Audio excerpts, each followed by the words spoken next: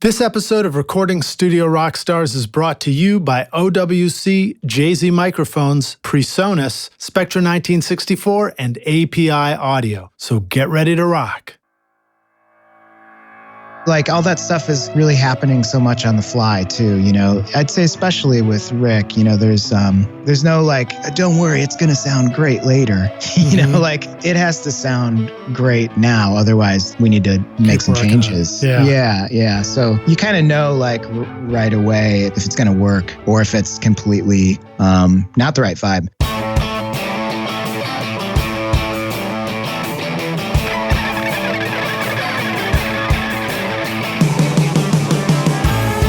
Welcome to Recording Studio Rockstars.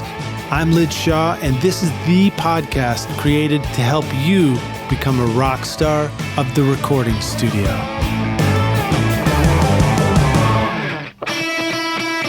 If you feel like the fast pace of computer tech has made your studio Mac obsolete, then think again. OWC is your personal studio tech for memory and speed upgrades, DIY installs, and used Macs perfect for recording and mixing. Why ditch your existing computer when you can take your studio far into the future with the Mac you've already got? Learn how to supercharge your studio and find out how awesome your Mac can be at OWC.com so that you can focus on making great music. If you want a digital audio workstation that will give life to your music, from sketching a new idea to composing, editing, mixing, and mastering a finished record, then you want Studio One from PreSonus. Studio One is easy to use with intuitive drag-and-drop simplicity, making it great for beginners yet flexible and powerful for experienced producers. Whether creating beats, recording a band, or composing a blockbuster film soundtrack, you will find everything you need to create your masterpiece. Download your free version of Studio One Prime and get started now at PreSonus, wherever sound takes you. Hey Rockstars, it's your host Lid Shaw, and welcome back to Recording Studio Rockstars, bringing you into the studio to learn from recording professionals so that you can make your best record ever and be a rock star of the studio yourself. My guest today is Dana Nielsen, a Grammy-nominated mixer, engineer, producer, and saxophonist known for his work with Damien Rice, The Smashing Pumpkins, Neil Young, Red Hot Chili Peppers, Weezer, Adele, the Avett Brothers, Bob Dylan, and Kanye West, to name just a few. Dana also frequently works with music for picture, producing, recording, and mixing a growing number of film scores and soundtracks, such as Will Ferrell's Anchorman 2 and Casa De Mi Padre, as well as the Sam Rockwell, Olivia Wilde dark comedy Better Living Through Chemistry. And I'm super psyched to be talking with Dana today about everything from recording to mixing, both in the studio and remotely around the world. So please welcome Dana Nielsen to Recording Studio Rockstars. Dana, are you ready to rock, dude? Yes. All right. Ready to rock. Welcome back again, man. Rockstars, I will divulge that not only did we start talking about the fact that we're doing this interview during the time of quarantine, but also that our system broke down on our first attempt. So this is round 2. Here we go. Glad to be back. Glad to be back, man. You're already a repeat guest. I love it. So, Dana, tell us a little bit more about yourself, man. Where are you? And, how'd you get from being interested in music to doing all these incredible things? Well, currently I'm sitting at home in my pajamas. Oh, shit. That's all it takes, man. I can do that. That's right. And, live in Los Angeles, from Chicago suburbs originally, as is my wife. And we went to school at Loyola University, New Orleans. I was a jazz studies major. She was music therapy. And we moved to LA right out of school. That was 2000. And I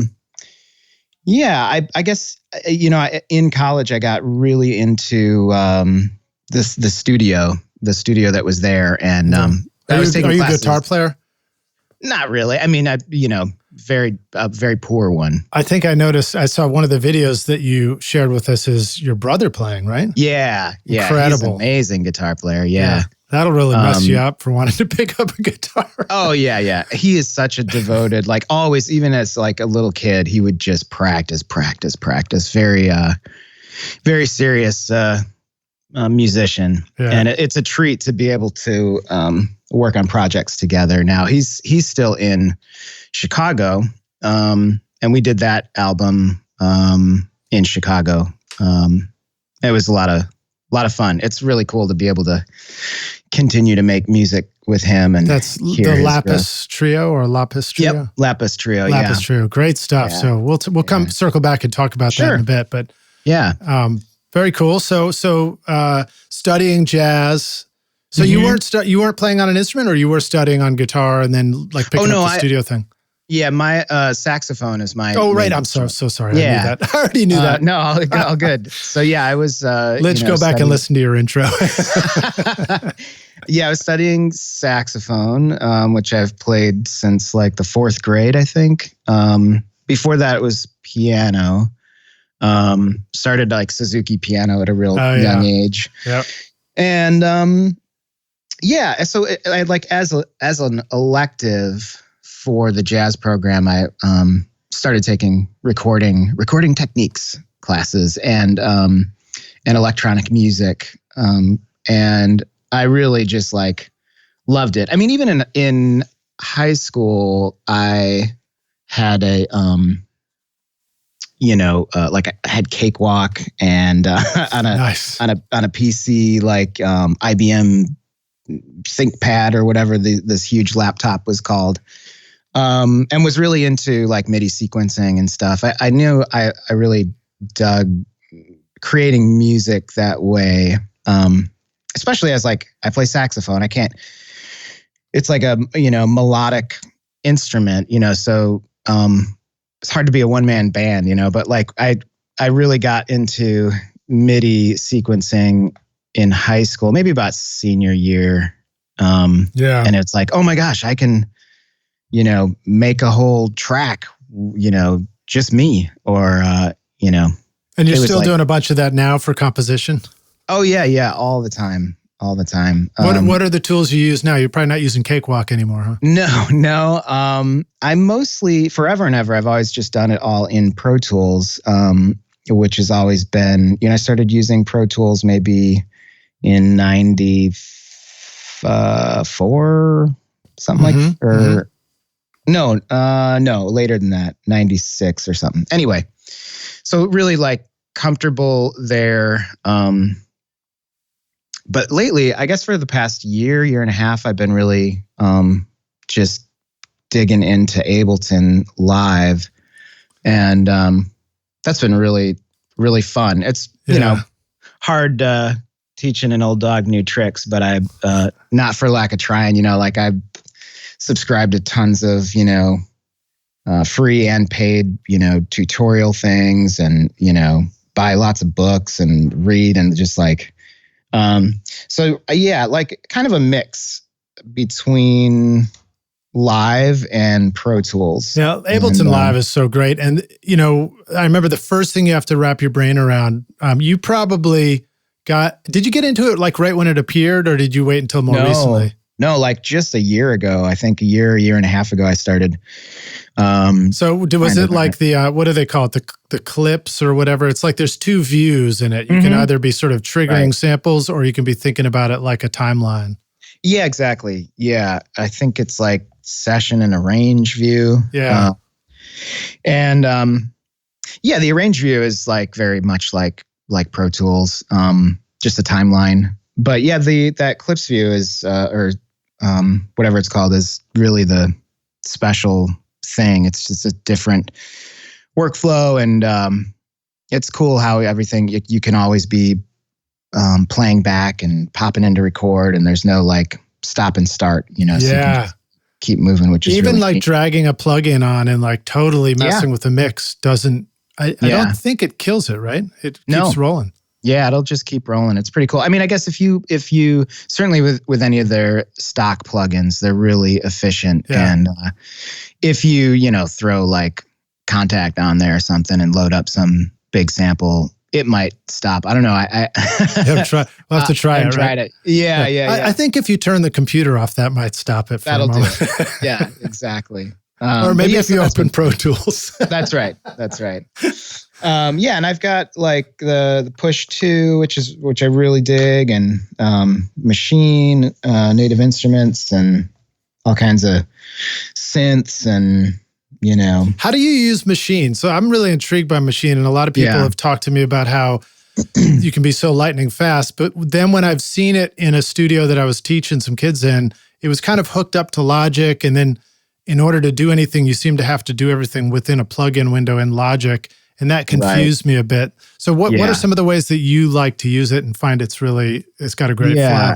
Well, there again, I subscribe to, paid channels and read a lot and I've really tried to like figure out exactly what you're talking about. Like, what is the workflow on this thing? I really, when I first got it, my favorite way to use it was just in the standalone application. And that, unlike what you saw, you can do full screen and so really it's like a DAW of its own. Yeah, exactly.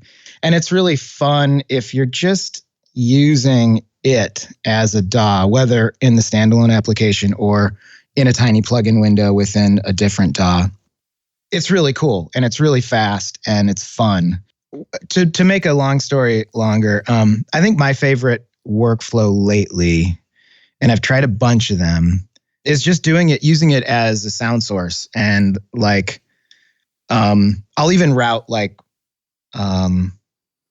just audio out. If I'm using it in Ableton, I usually have it on like, an instrument track, and then I just record the audio from it. It's much easier. You can set it up to receive MIDI on all the different groups or pads or any way you like, but recreating that or creating that from scratch or through a template seems to be like kind of a creative bust. I can imagine. So really, it's sort of like you just have Pro Tools open, and that's your DAW, but then you also have Machine open, and then you route the output of Machine just straight into Pro Tools. So that would literally be Machine, the box, just two audio cables coming out and going right into Pro Tools or something like that, right? Yeah. And then what about, do they have to be synced? Is that really pretty easy? It's easy. Yeah, I've done that a lot. Like if I'm co-writing with people, I'm always bringing Machine. Like I love the sounds. I've got like pretty much all the expansions. They're really great. But yeah, I'll sometimes, if somebody else is running Pro Tools and their system is like the main thing, you can run USB or MIDI and do like a MIDI time code. Right, and that'll keep them synced up. Yeah, it's not too hard. It's funny also how often you don't really need any of that kind of stuff. Like, it's like they're both. The Pro Tools session is 77 BPM. The Machine is 77 BPM because all my jams are sleepy. I love it. And then you just kind of like record it in, then you just scoot it over a little bit. Boom, sounds good. Let's roll. Loop it. Exactly. Yeah, and I guess that's kind of the same mindset that I'm talking about with just recording it as audio. It's like, it's fine. Like I'd love to have it as MIDI so I can tweak to the cows come home, but whatever. It's audio. I like it. I'm probably not going to change it. I can elastic audio something or edit to my heart's content in audio, so let's just keep the creative vibe going and not worry about any of that. Well, I like the fact that that kind of a setup, the audio is coming from the Machine box so that it is as simple as just plugging it straight into your Pro Tools inputs to record it.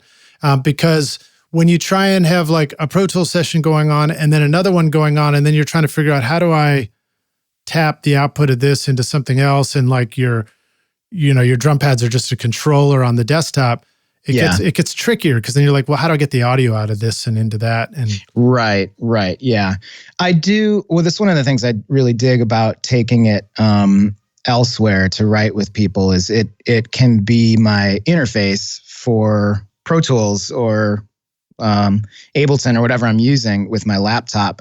I love that it has the interface capability built in. When I'm at home, it's just connected USB, and I love that it can just be bus powered even on a long extension and hub. That's cool. And then I use that Focusrite interface for all that stuff. So again, like I'll just be patching the output of that Focusrite into a pair of inputs in Pro Tools. You want the critical details from your microphone to get through to your recording, and the Spectra 1964 101 amplifier provides just that, with unequaled headroom, low noise, and a linear output irrespective of transient audio peaks. Used by Tom Dowd, Muscle Shoals, Stax Studios, and The Record Plant on records by ZZ Top, Aerosmith, Bruce Springsteen, and John Lennon, Spectra 1964 brings that same incredible sound to your studio with the new STX 600 mic pre with built-in comp limiter. Start making classic records again at Spectra1964.com. Are you sick of microphones that make your music sound harsh and brittle? The new Amethyst mic by Jay-Z Microphones brings you a rich, warm tone with perfect detail using the golden capsule technology. Resulting from 30 years of microphone design, the Amethyst is hand-built using carefully selected parts with Class A discrete circuitry, extremely low self-noise, and an advanced shock mount to make sure your recordings sound awesome. This is my voice on the Amethyst right now. Use the limited time coupon ROCKSTARS to get 50% off the Amethyst mic at jzmic.com. So tell us about your studio. Like, what's your work environment like now? Are you working, like you said, from home a lot? What are you looking at? What are the tools you got? It is, the room is really lovely. Vincent Van Hoff and Jacques Lacroix did the acoustic treatments, which are awesome. That sounds amazing. Did they cook anything for you at the same time? It's great names. Yes. Eggs and caviar. No disrespect meant. I just didn't know these guys yet. Oh yeah. No, of course. No, they're like world class. Vincent has passed a few years ago, but incredible, notable studio design. Wow. Guy. And it's based around Pro Tools, HDX2. I've got a couple HDIOs, Avocet monitoring, 24-channel D command for mixing, and some nice pre's and compressors and EQs, and how integral has the D command control been for you? And is that the really big one, the monster? Well, the D control is even deeper. It's larger, but the D command, it's what came out like after I used to have the Pro Control, and then that got phased out, and I got into D command, and I love it. Like it's super integral. Yeah. To my work. It just even though there's so many people like, oh, it's just a big mouse, it's like it does so much. You're like, no, stuff. Dude, it's like 100 mouses. Exactly. Yeah. And even though there's no audio going through it, I still totally believe there is, in terms of tactile response. Well, can you break it down for us a little bit? Like talk about some of the details of how you use it where it's the difference maker. So you got faders, you've got mutes. Yeah. What other things do you grab all the time where you're like, thank God this is here? Oh yeah. Everything that you'd go for on any other console. I love, having the automation modes on every fader. But I mean, like you've got every band of EQ, every knob on a compressor, every gate knob, all that kind of stuff. Yeah, there's a dedicated EQ section, which is one of the things that I totally love and use all the time. And a dedicated dynamics area, which I use less. Not to say that I use less dynamics, but that section of the console, probably because it's like a little farther away to reach. But it's like one in the middle that gets used for whichever channel you're doing, or is it a dedicated one on each channel? Oh no, it's like in the middle or near the master section that you could use on any channel you select, and you can map it to any EQ, third party thing, or it's pretty flexible with mapping and it's great. I use the Avett like 7-band EQ all the time, mostly for cuts, especially, and it's so fast. Just to with that map to that, it really I don't have to look at the plugin even. It feels great. That sounds really awesome with the D command. When you talk about mapping plugins, what's that like? I mean, I don't know if we're talking about an actual item that somebody's going to go pick up now, but it's probably similar to anything that's out with the, anything that's being offered now for interfacing with your Pro Tools. If you pull up a plugin, do you sort of always have to make sure that it's the plugin window on top? And then if you map the knobs to each of your favorite compressors or EQs, do those just automatically become available every time that plugin's pulled up on any channel? Yeah. So you really don't have to think about it too hard. No. And they all pretty much are already mapped. Like there's very few plugins that you need to do that with. And honestly, I don't really get into it because I never feel the need to. Even if I pull up a Pultec or something, that the knobs all populate with the most commonly grabbed features. So I never really have to think about it. You can if you want, and you have maybe some crazy EQ with you can specify and make custom maps that'll get remembered with that plugin.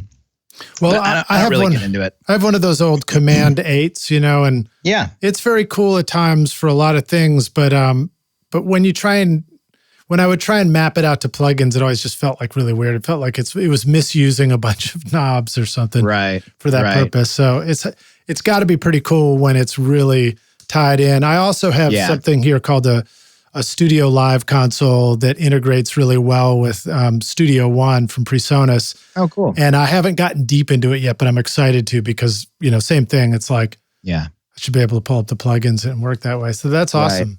Yeah. I mean, there again, like we were talking about with DAWs and stuff, it's easy to get going right away with D command or any control surface like that.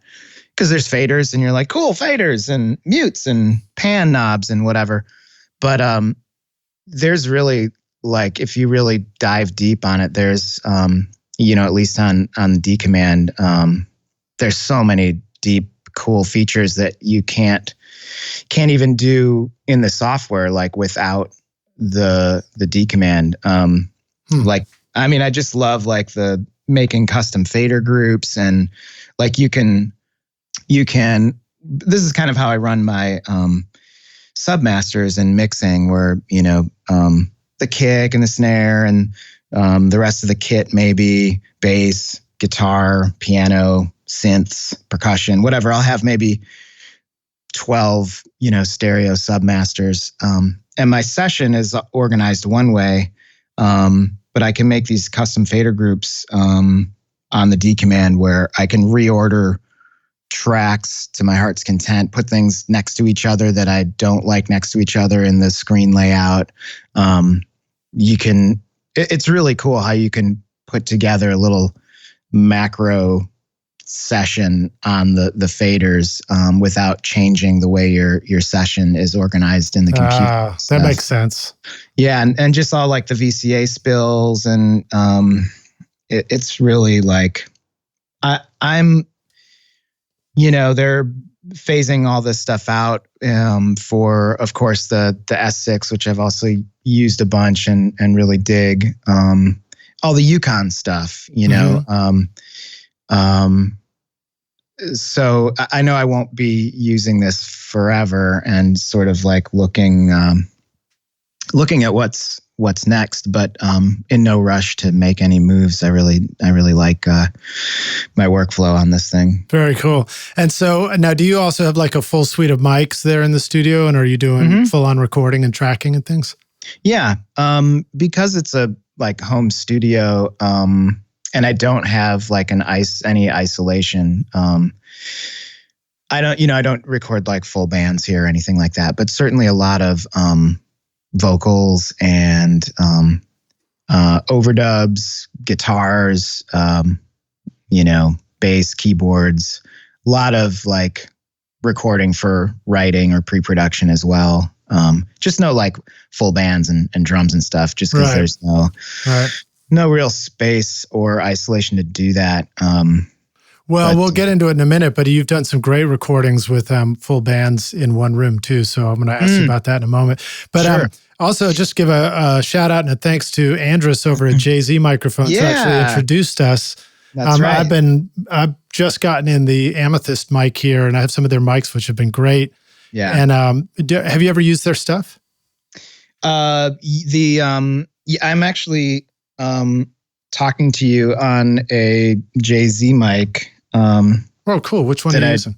The V67, the vintage 67. Oh, that's great. I love that one. Me too. It's awesome. And been using that a bunch.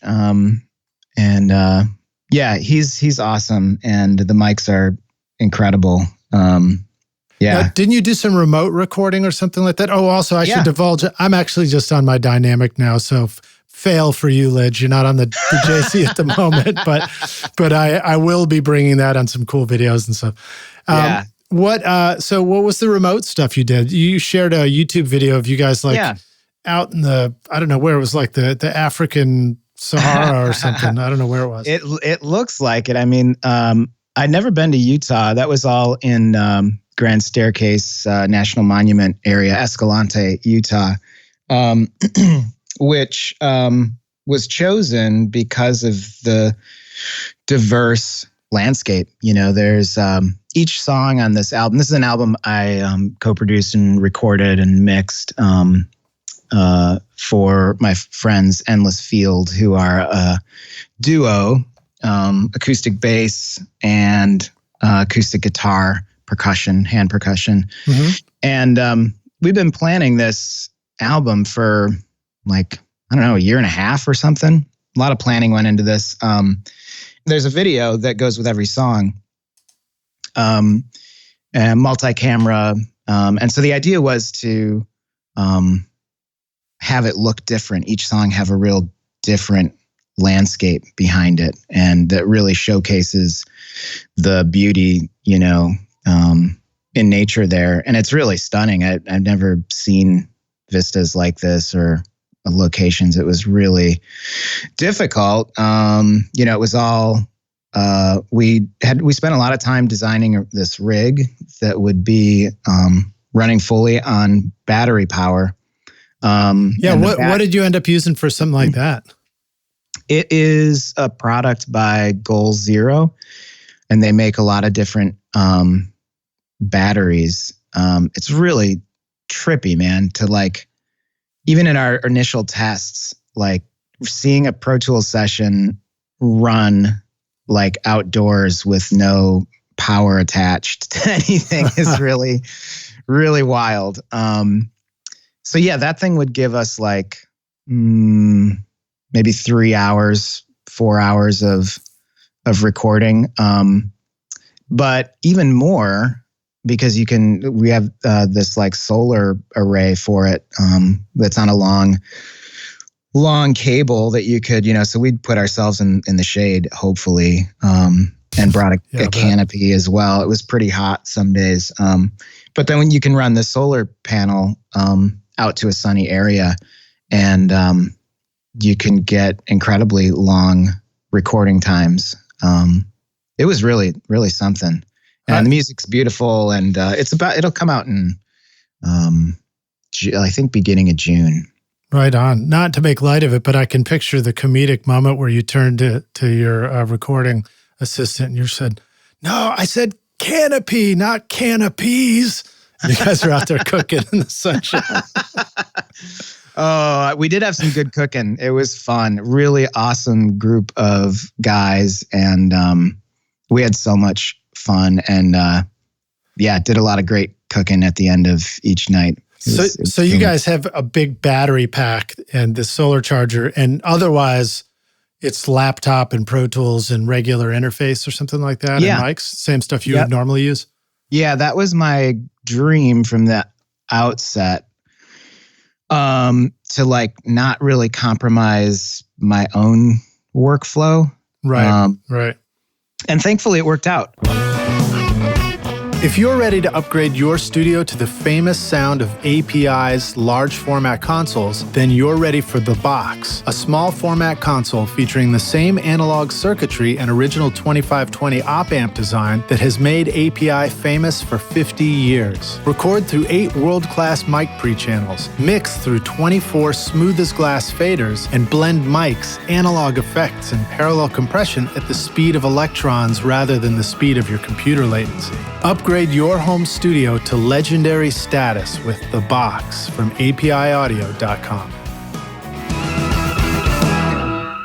Had you experimented with some of the other portable options like sound devices, mix pre-series, or anything like that? Looked into that because I wasn't sure what was going to be doable. But no, I haven't really messed with that stuff myself. It's great. They're great sounding units, but of course it would be a different workflow. So yeah. I really didn't. I really wanted to maintain the way I'm used to working. And shout out to Philip Broussard, my dear longtime friend, who also recorded tons of this material. And we just had such a blast. So it's upright bass, and what was the second instrument? Acoustic guitar. Okay, so acoustic and upright. Yeah. And then what were some of the ways that you would, mic that up, and with vocals out in the desert? No vocals. It's just an instrumental album. Yeah. Oh, sorry. And then, I'm super curious because I mean, I think it can be really remarkably different. Like it can be shockingly different if you're outdoors versus when you're used to being in a space and you hear the reflections. Right. Yeah, totally reflectionless, So yeah, it's very different. It really sounded really cool though. Of course, there are lots of other things that you don't have to contend with in a studio, like wind and like just other ambient noise. There's one that we did in front of a huge waterfall, knowing that was a sound source and wanting to part of the premise of this project was to incorporate and embrace the sounds around us. But some things like waterfalls are particularly loud. Yeah, they're like tambourines. They don't need a mic. Exactly. No, exactly. And it all worked out fine, but not without its, just kind of really thinking about how to incorporate that sound without wrecking all the other sounds. So what are some of the challenges that and solutions that you arrived at for various things? Like how do you deal with the wind noise? Well, we got a bunch of, those big furry wind screens, and that was a big help. We didn't have one for you'll enjoy this. One of the mics that I brought was my AEA R88, I think, the stereo like Blumline Rubin. Mm-hmm.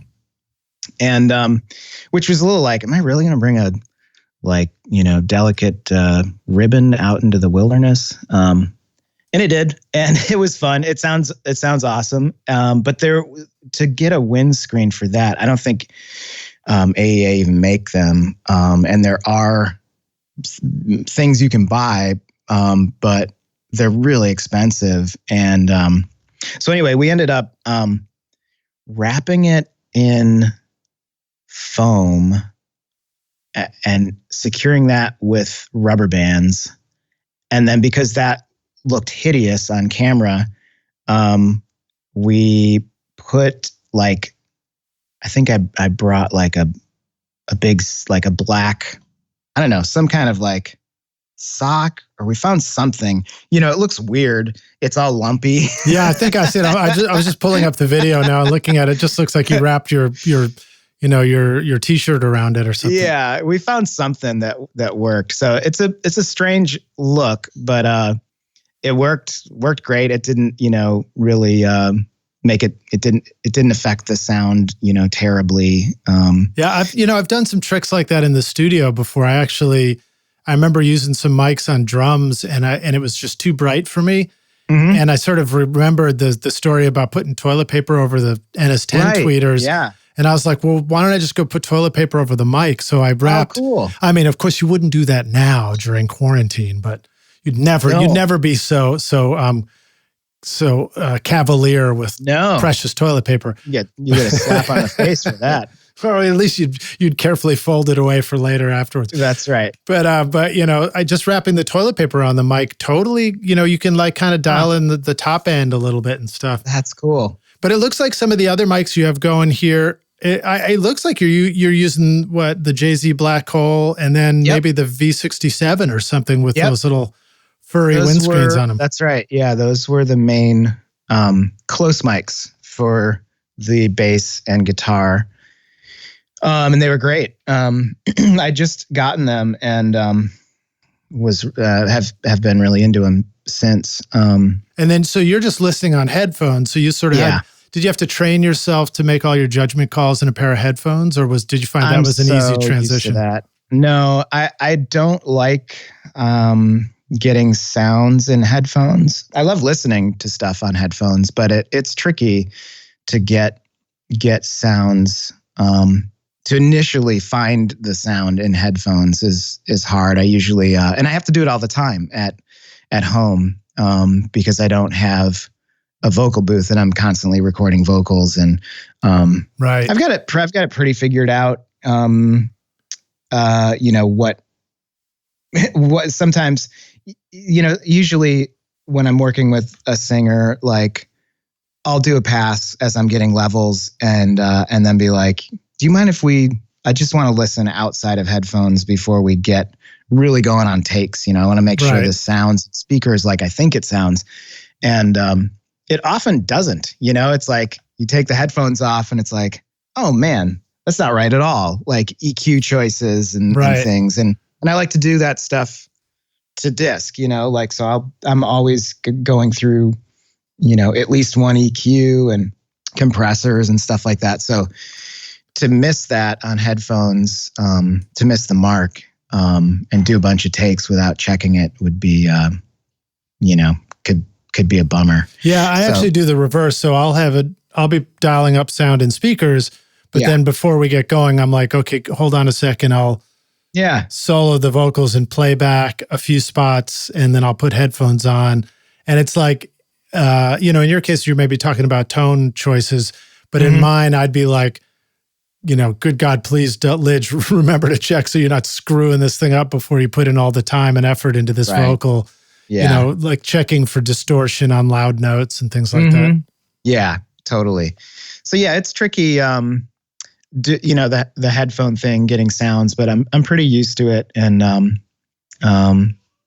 so yeah, it was fine. And then every night we would come back to the Airbnb, this house, and set the whole thing up again. It's quite an ordeal, carrying all this stuff into the wilderness, recording for several hours, carrying it all back to the van, going back to the house. It's dark, unpacking everything, setting it all up again. Oh my gosh, it was like, it was grueling. I remember doing that in my 20s when we would do road trip field recording. And it was like, we didn't even have laptops. So 2 hours to unload racks out of the car, set up a whole studio in some location and then record. And then So you know what I'm talking about. Probably an hour to pack it up. So it's always less to pack it up than it is to hook it up. Yeah.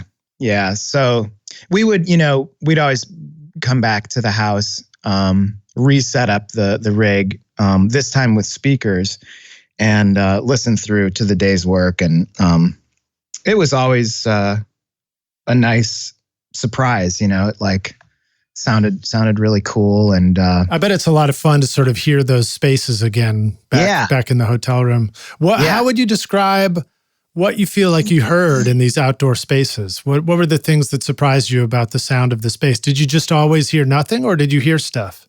Oh, there's always stuff. Yeah.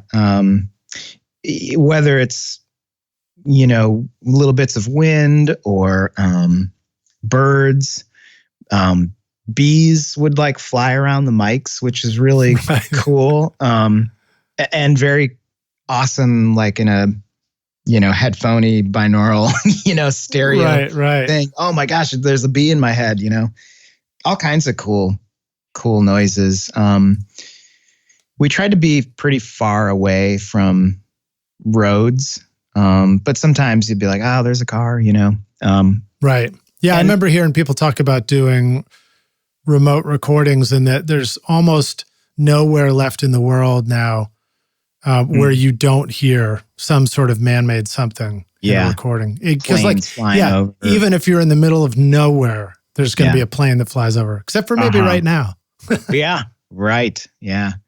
Very true. The other thing too is it's such, they're acoustic instruments, and it's such delicate music, a lot of it, very quiet. And so part of the trick was like finding low noise mic pre's and hopefully low noise mics. So talk about those choices. I mean, obviously the Jay-Z's are great at low noise. Mm-hmm. What about the mic pre? What did you end up choosing for something like that? Yeah, we looked at lots of options, ended up with I got a Apollo 8X pre, I think it's called. We ended up doing the Apollo 8X pre, both for its like small footprint in terms of like having to carry stuff, and also I've used that stuff before, and in our tests we did a number of tests locally, like in backyards, and it sounded awesome. Like I wasn't going through any processing in UA console or anything like that. But just the UA themselves are already great, great with quiet. Yeah, really quiet. I mean, and that box makes no noise. I don't know how, we did it all at 24-bit, 192. And so like asking a lot, of these converters and everything. And that thing was just like silent. It never got hot, It's just like, damn, that's pretty impressive. That's pretty cool. So then if you're going to do a project at 192, how much do we have to worry about hard drive space to start doing our projects that way? Was it a huge ordeal or just not such a big deal? Well, it's big. It's obviously bigger than, a lower sample rate, but the hard drives are so big, So you just bring a bunch of terabyte hard drives and you're covered. Yeah. Yeah. I think we had 3 or 4 terabyte drives. And okay. And not to use simultaneously. Those were all we just use one USB-C drive, and then we'd have many backups and stuff like that. What would you do? Would you just back up when you get back to the hotel? Yeah, actually, we would back up as we were tearing down. Right, makes sense. And then more backups later, because there's a lot of gear to tear down. So even for just like those two instrumentalists, just all the camera equipment, running lines, setting up the canopy, setting up the table, right. So because you had to film the whole thing at the same time. Yeah. There was usually plenty of time to run a backup while we were doing that. What were some of the things you discovered about like low end on these recordings? Was there a different quality to the bass and like the lower extension of the mics and the recordings? Did you have to? Were there thoughts you had to make about low cuts, or did you do no low cutting until mixing? Yeah, not until mixing, or if I did any of that, it was just monitoring in Pro Tools through a little EQ. But if I remember correctly, like we didn't do any EQ going in, and I didn't mix. What was I trying to say? Didn't record with any EQ going in. And as we were monitoring back on the sessions, back at the house we were staying in, it sounded cool, like flat. Of course, when I went to do the actual mixing back at home, I'm sure I, dove in with some more EQ. But as far as like low end stuff outside, nothing comes to mind as like a particular challenge. There's plenty of low end coming off, Ike's bass, and really just like in any studio environment, trying to find the right position for the mic that gets the right amount and type of low end. Felt pretty similar to being in, using the mics in the studio, but just kind of contending with wind and, other outdoor factors. Cool. Well, Hey, let's take a break for just a moment and take 5, and then we'll jump back in.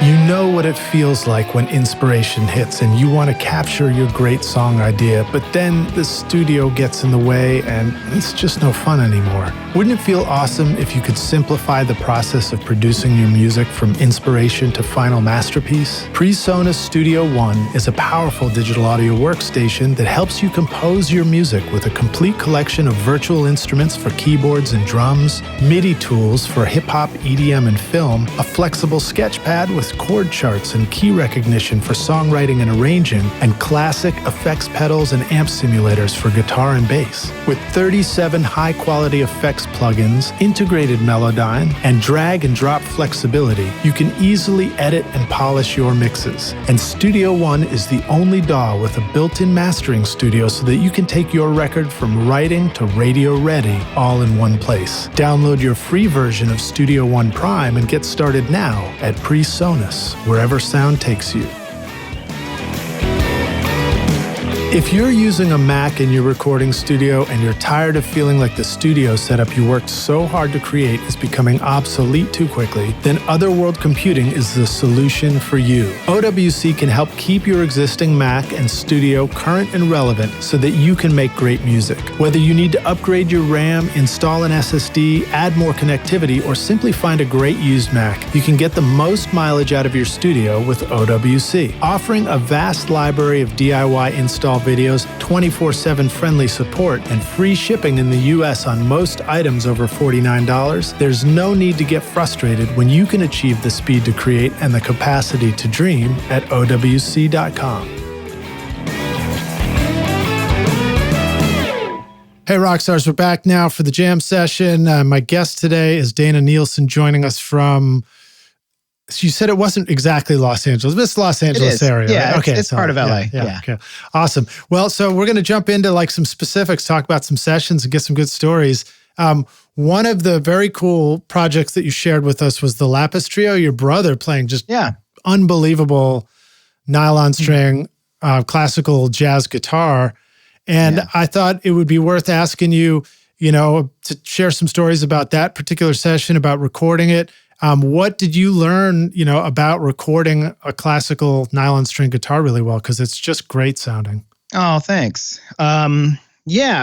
Casey and I have done a number of recordings together, but it'd been a while. And it's always interesting getting his take. I'm very used to recording like acoustic instruments and acoustic guitar, but there's a different aesthetic, for the world of like classical guitar playing and that sound. This isn't really a classical album, but it is that instrument. So we ended up setting up a number of different mics, and we did this in Chicago at Shirk Studios, which was awesome. I thought I recognized the Sphere console. Yeah, exactly. Yeah, have you been there? Yeah, it's great, man. Steven's awesome. He's awesome. Yeah, Anthony Gravino had done a mixing clinic with us there last year, and it's a beautiful studio. Yeah, it's awesome.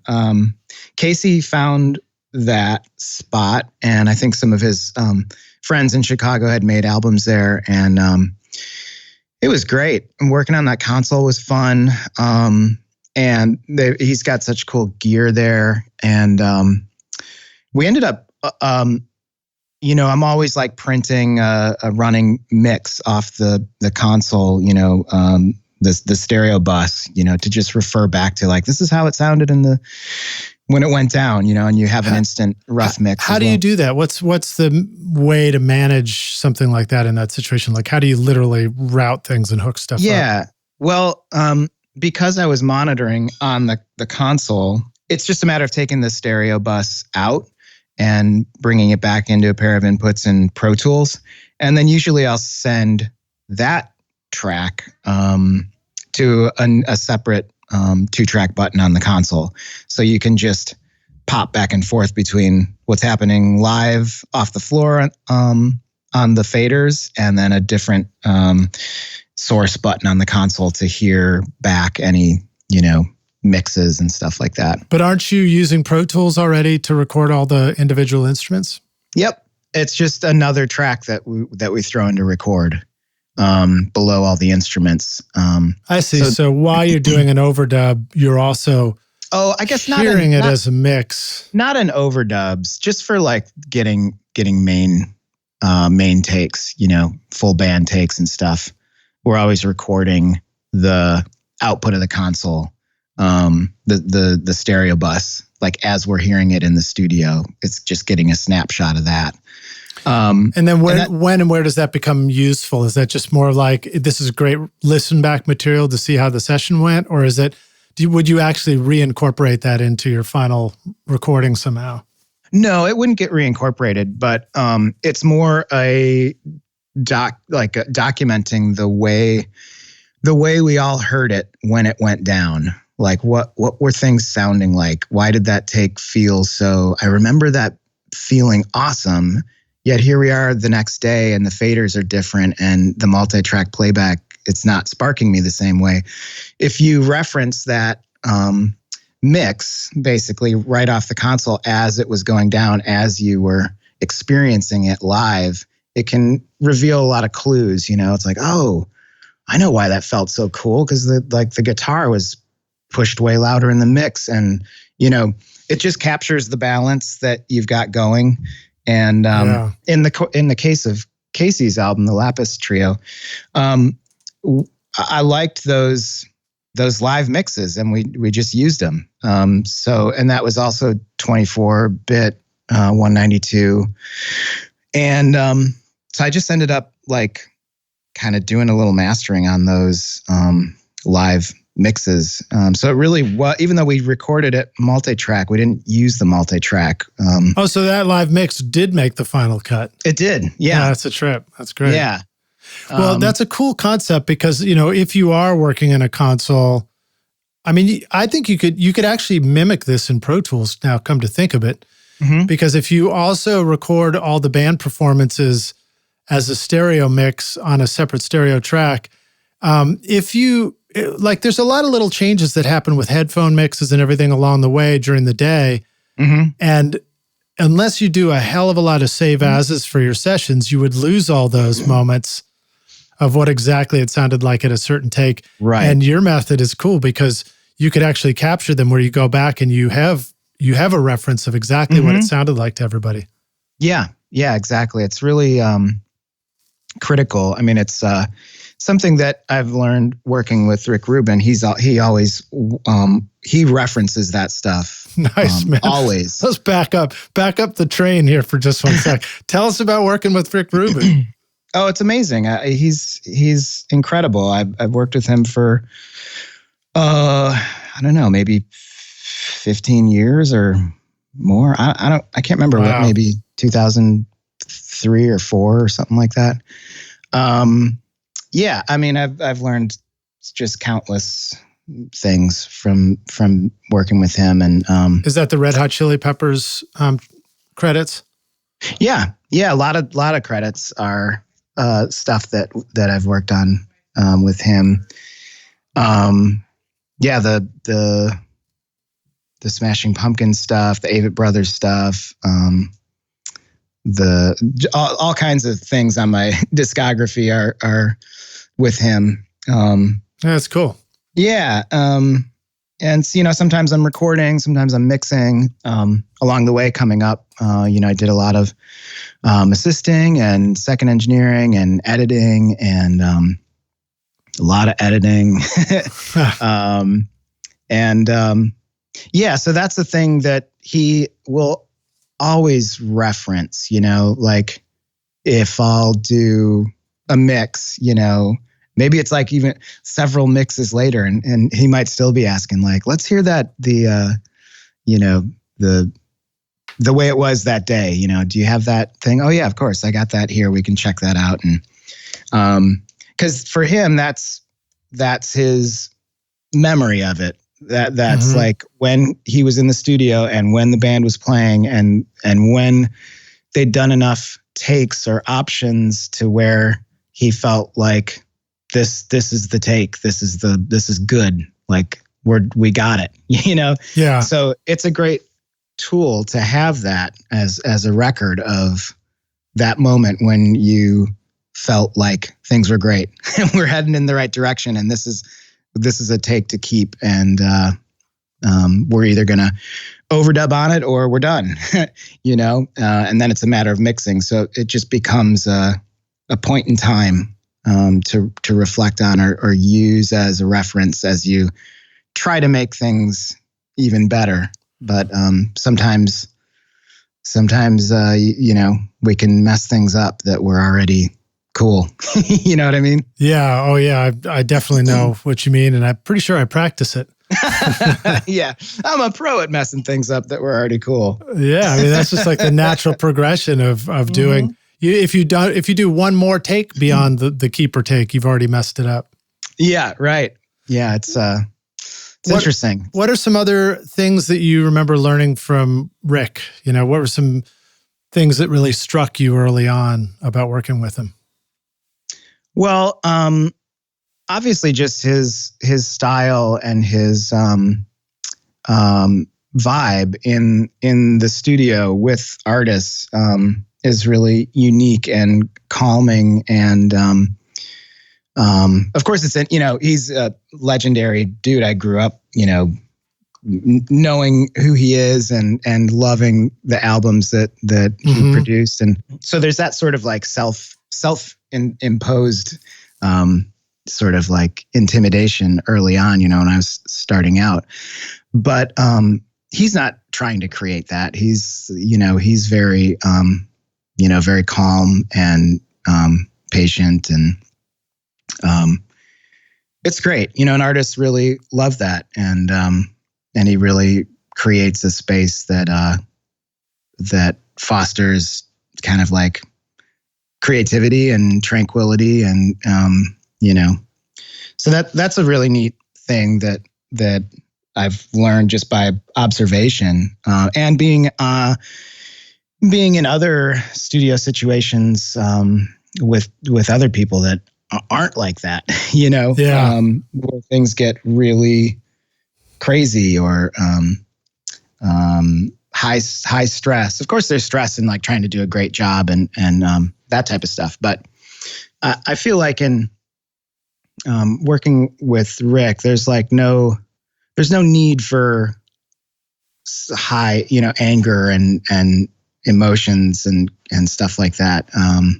He'd be more, if there's a problem in the studio, it'd be more like, don't worry about it, artist. Like just hang tight, take a break, step outside, let Dana and these guys scramble their asses off for 5 minutes, work this out. I'll let you know when we're ready to roll again or something like that. Nice. So very diplomatic, very calm. And I like that. It's a good way to work. So what are some examples of setting the, kind of, what did you say, making the place very, I don't think you used the word zen, but that's what I'm imagining. What are some ways that you kind of transform the work environment to feel like it's, got a good vibe to it. Yeah. Well, I think there are lots of nice vibes. There's like at Shangri-La, his studio, it's very very blank. Like everything is white, and there's nothing really hanging on the walls, and there's no clocks or pictures. There's a couple pieces of art, but very like blank canvas, open, airy, light, bright. That's one type of space or aesthetic. And would it stay that way during the session, or would it get transformed before the session? What do you mean? No, it's like always like that. Okay. That's just like its natural resting state. And people seem to really love that because it, plus it's in this like very beautiful, magical, place overlooking the ocean, and it's, fresh air, and you're away from the city. Yeah. But there's also something nice about like a studio that has all kinds of interesting little books and artifacts and art and for lack of a better word, clutter, or knickknacks or things like that.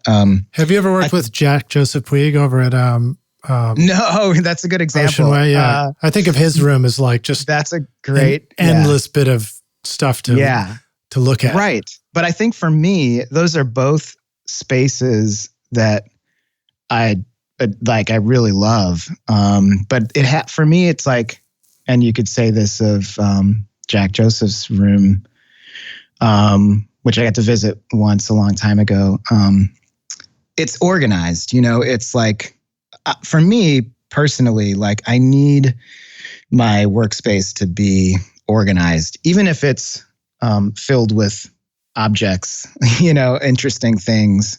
I can't work my best if like things are too out of control. Like, yeah, I just like a organized space. So whether that's like a blank, all white, minimalist type of vibe, or a very playful, creative, found objects everywhere type of vibe, as long as it's organized and ready for creation, that makes me happy. Yeah, and that's why my video camera is off while we do this interview.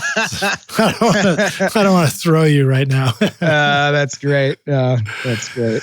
Well, cool. And I can appreciate that. I love organized in terms of knowing where to find all the things you need to do the thing you need in the studio. Sure. Yeah. And I like a little bit of chaos in terms of,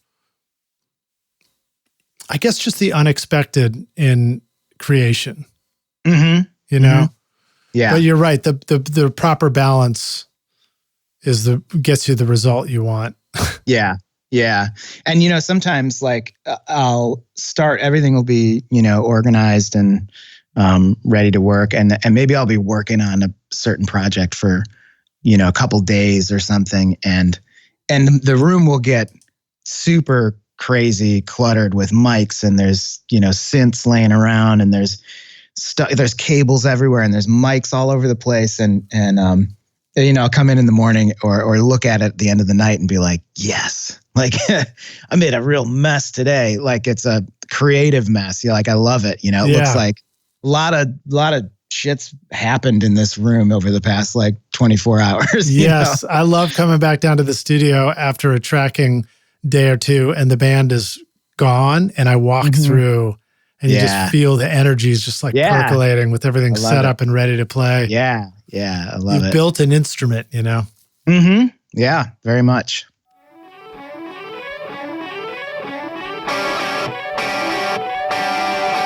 If you want to capture every nuance of a great performance in your studio, then you're going to need to start with a microphone that is crafted with great care and attention to detail. Jay-Z Mics in Riga, Latvia designs amazing sounding microphones that are handcrafted with jeweler's precision to bring you incredible detail in your recordings. At the heart of Jay-Z microphones is the unique Golden Drop capsule design, which uses a lighter, faster diaphragm that delivers great clarity and fidelity while avoiding distracting colorations and distortions. This is my voice right now on the new Amethyst microphone with Class A discrete amplifier circuitry, extremely low self-noise, and advanced built-in shock mount technology to bring an expensive sound to your studio for an affordable price. Jay-Z offers a 5-year warranty, free shipping to the US, and a 30-day money-back guarantee. Plus, for a limited time, you can use the coupon code ROCKSTARS to get 50% off the Amethyst microphone at jzmic.com.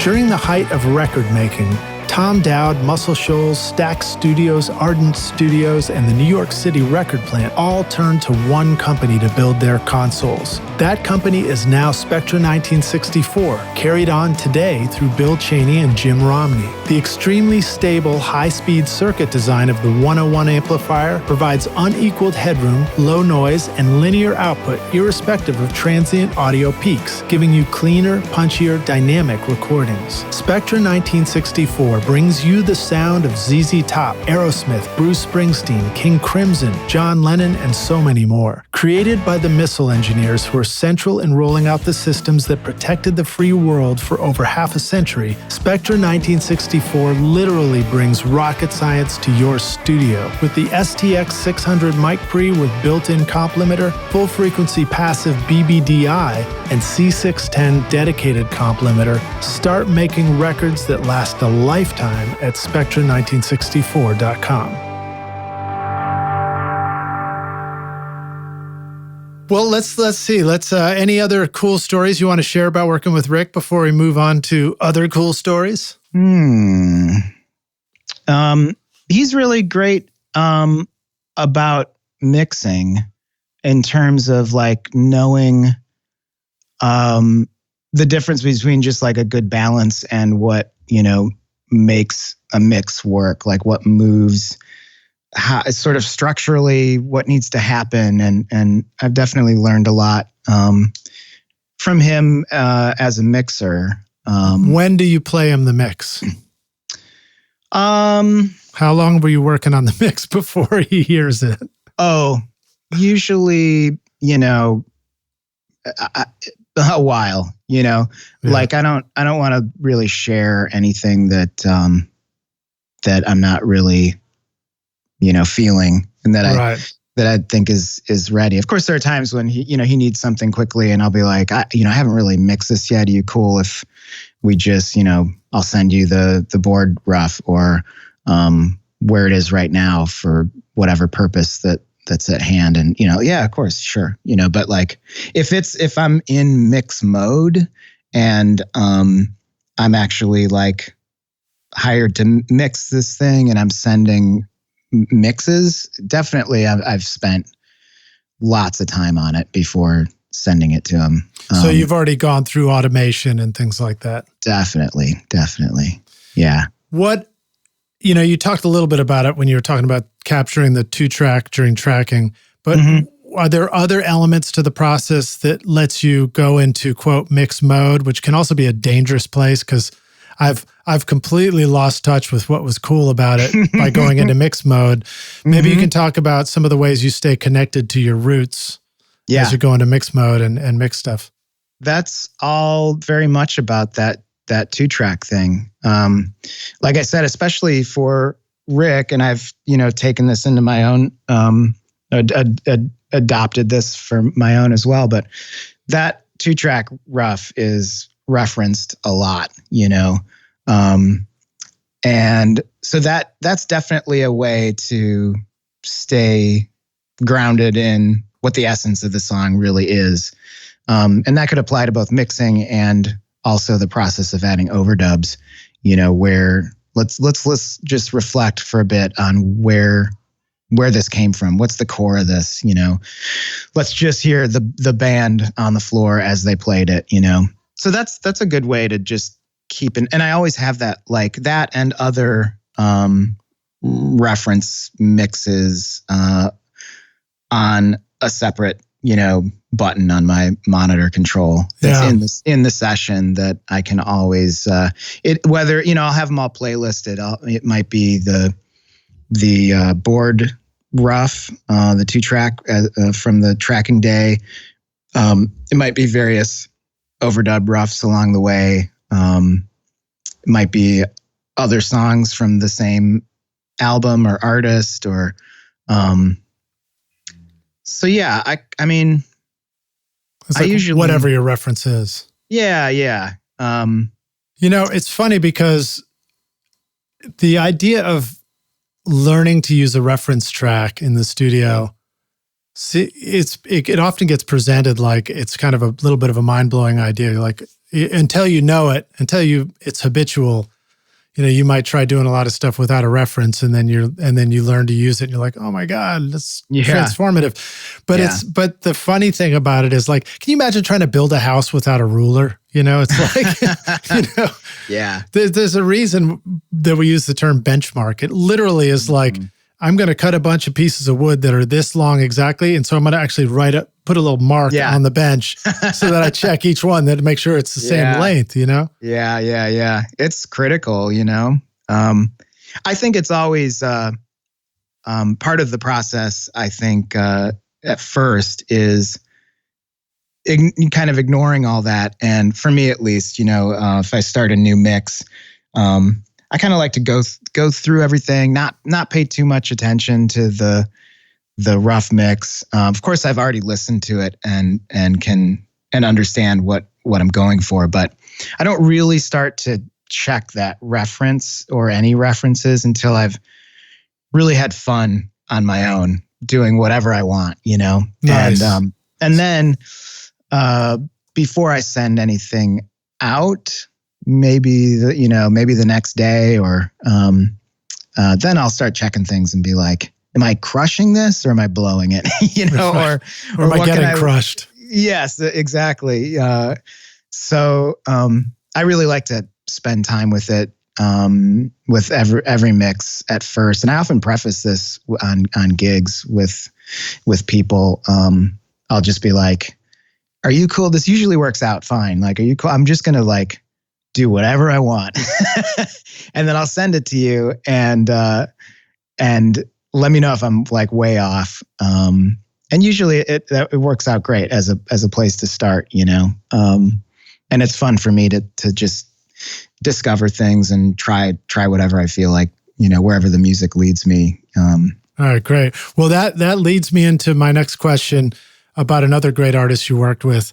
And the relevancy would be finding out just how much freedom and leeway you had on this session. What was it like working with Neil Young on the session? You guys were doing the documentary Mountaintop, I think. Yeah. And, it's a pretty hilarious video that you shared with us. So my question is, was it challenging working with the live band in the studio with Neil Young? And, how did you balance out that, hey, can I just do whatever I want versus maybe not? Yeah, I mean, the whatever I want is maybe more applied to mixing which is more of like a solo, you're just by yourself, Right. Of course, there's an element of of that in recording too, trying new things, and but share a story about Neil Young, because that looked like it was a blast. Oh yeah, he's awesome, and I know him through my dear friend and mentor John Hanlon, who has been Neil's co-producer for many, many years, and we've done a number of albums and films together. At this point, that one being the most recent, that was the Colorado album. And it was being filmed the whole time. We didn't know that it would ever turn into a documentary. And that was very frightening at first, because it like so much just went so wrong technically. And that's what makes the film wild, right, and hilarious and frightening and real. So describe the trailer that you shared with us. Yeah, I only watched the first second of that before I sent it. I haven't seen it in a while. Oh, but you want me to describe it? I can't. Sure. Yeah. I mean, I remember it that whole session, that whole period. I will never forget, for all of its delights and challenges. But yeah, it was very. I think what you're referring to is it really shows how much we struggled technically. Neil was so funny because he's just he is not putting up with anything other than exactly what he wants in the monitors. And it's just really funny, Oh, yeah, it's so hard too. I mean, even if everything was working technically well in the studio, and we just happen to have just lots of issues at there. But here's this band, and you see me in that first, frame out on the floor with the band. All their amps and everything are in there. It's extremely loud. It was awesome. Every time I stepped out there, and what I'm doing there is adjusting they're making a monitor, live wedges for all of them, in front of a bunch of condenser mics and stuff. It's just a recipe for feedback and craziness. But that's how they roll. So yeah, it was hard, just getting the right. I was trying not to get feedback blasting at him. Right, because you've got actual wedges in the studio on the floor. Yeah. And I mean, like a stage mix, the drums are behind the vocal mics, which turns those into massive drum mics. Yep, exactly. All of which you hear on the record. And it's cool. It came out awesome. But really, really tricky. He'd be like, just turn it up until it feeds back. Yeah, there, louder. Just That's great. So yeah, it was wild, totally wild. And that I mentioned Philip Broussard too before. He and I also he was on that project as well. It was great. Great having him and John to go through that with. Yeah, it's cool. And I mean, he's just on the mic. He's ripping you guys a new one. Oh yeah. It's crazy, that whole thing. And then when I found out that he's like, we're gonna make this into a documentary, me and John and Philip were just like, oh no, that's an awful idea, But he was right. And I remember the first time I saw, I went to where they were editing the film, and I think I was like, I needed to supply them with literally some of his complaints, where they're like, we don't know where this audio is, and he's saying it on the mic. He says something like, that sounds like a wet sock, and so I'm getting these calls from the editor being like, can you find that little piece where he's yelling at you? And I'm like, oh gosh, okay. So days of footage probably. Yeah. So then I went down there to the edit, and I'm just like mortified, and they're all, and I know that the editor and the company where they're doing it, and they're like, oh man, I've been watching you on screen for like 3 weeks. I feel like I know you. It's so funny, And I'm like, funny? It was horrifying, and I went down there and they finally showed me like a good bit of it. And I was like relieved, because it is funny. It's like watching a reality TV show.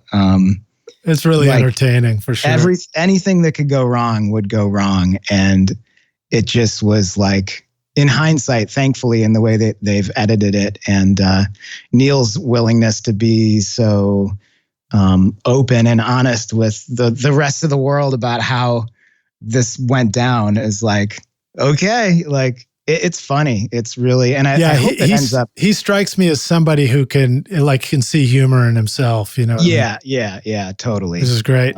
So now, like, I'm skipping through the video and like looking at different shots. And one of the things I noticed on there is it looks like there was a mono U87 or something like that over the drums, or just a single mono mic as an overhead. And Andy's playing with Blastics too, the stick bundles. So what were some of the things you remember about getting it to work if you have just a loud ass band in in one room together playing? Yeah, tricky. And I have to give credit to John Hanlon. He set all that up before I got there. Of course, we made adjustments on the fly every day, all of us. And this is also, Neil wanted to record it 8-track. And so that it's a limited amount of inputs to tape. So mic choices were kind of about that as well. Did you say 8-track? Yeah. Yeah. Oh, was it one of the 2-inch 8-track machines? Yeah. Oh, right. Awesome. So, mics, of course you can blend some stuff, but, minimal miking is helpful. That overhead, that mono overhead was part of, what's known as the Glyn Johns, technique where you're getting a stereo image by way of, an equidistant mic over on the floor tom side.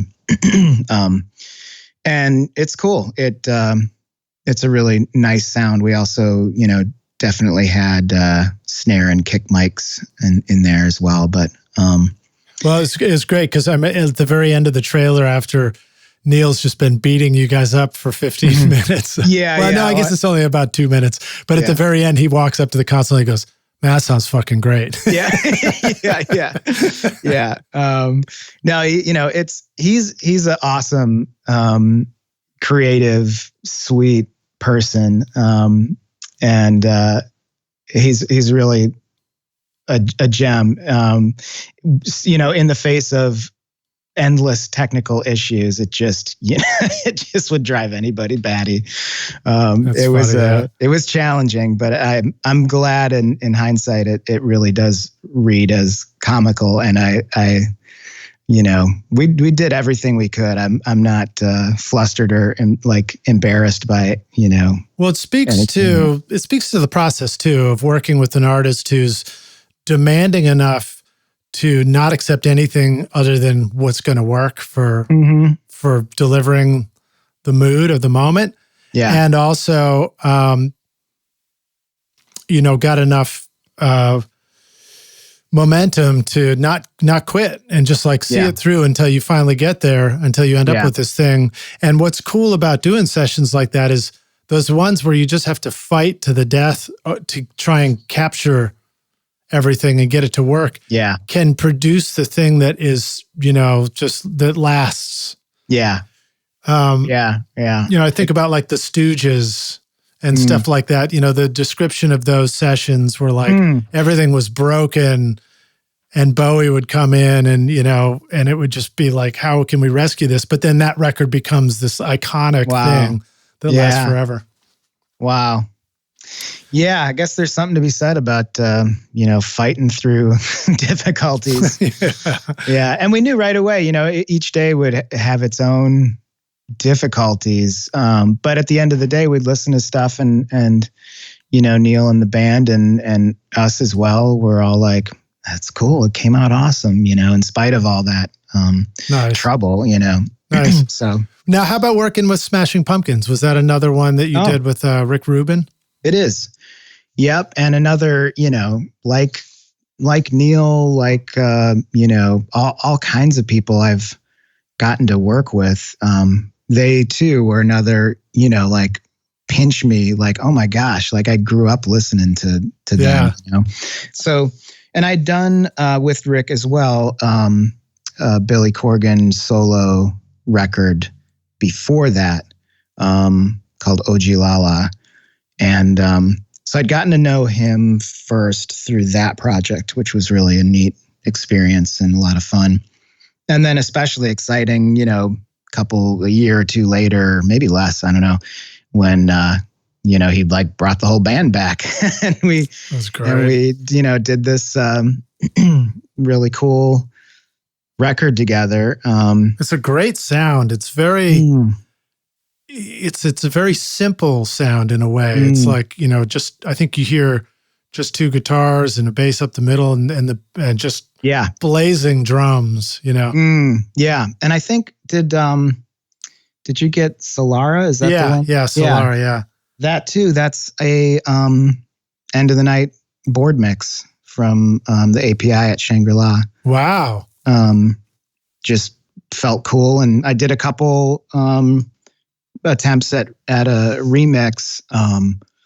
And that one just always resonated with everybody. So the rest of the mixes on the album are from my studio, but that one was just at the end of the night, one night, laying one down, after whatever overdub had just happened. Or I think, I think the last night, I stayed super late just to get, good board mixes of everything. Quick ones, but just like, let's get through all the songs and because sometimes you just don't want to leave Shangri-La. That's right. Yeah. It would be hard to describe in one sentence what gives records a legendary sound, but it would be easy to describe in 3 letters: API. For more than 50 years, API Audio has created large format consoles for world-class studios. Famous for co-founder Saul Walker's circuit designs and the original 2520 op-amp, the sound of API consoles is the sound of great music.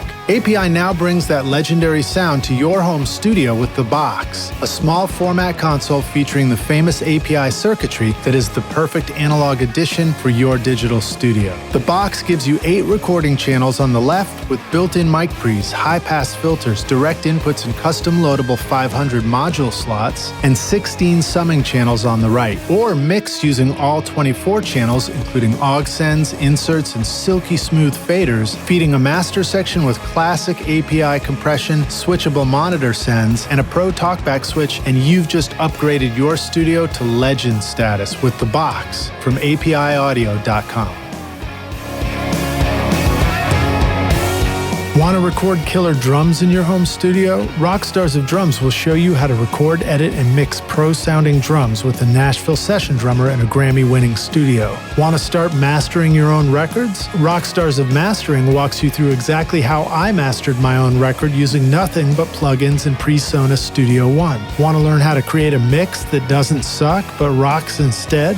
At Mixmaster Bundle, I show you how to mix using stock and free plugins so that you can have punchy, powerful drums, guitars that rock, bass you can feel, and a mix that is in your face. Plus, it's totally free as my way of saying thanks for listening. Then go to mixmasterbundle.com to get started for free now and look for the clickable link in the show notes below.